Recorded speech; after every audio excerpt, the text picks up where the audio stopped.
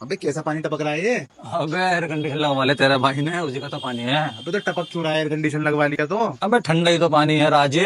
अबे ठंडा पानी है ये तो, देख ले भाई, नमाजी है कोई गुजर रहा है यहाँ से, पाकी ना पाकी है, छींटे जमीन पे पड़ के गंदा पानी तो जा रहा है कपड़ों पे। हमारी आवाम में पहले से ही कुछ मसाइल को लेकर गलत फहमी है, ऊपर से इस किस्म की वीडियोस लोग बना के उनके गलत मसाइल को और ज़्यादा पुख्ता कर देते हैं।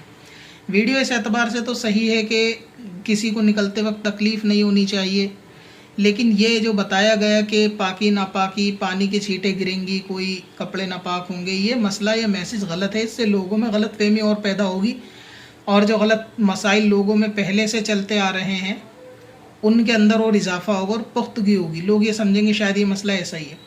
हकीकत ये है कि अगर एसी का पानी डायरेक्ट भी कपड़ों पे गिरेगा तो भी वो कपड़ों को नापाक नहीं करेगा, उस सूरत में नमाज हो जाएगी। और अगर वो नजासत में गिरेगा, चाहे कीचड़ वगैरह में गिरे और फिर छींटे उड़ के कपड़ों पे आ जाएं, तो उस सूरत में भी नमाज हो जाएगी। अगरचे धोना अफजल है, लेकिन वो कपड़े को तब भी नापाकी का हुक्म नहीं दिया जाएगा।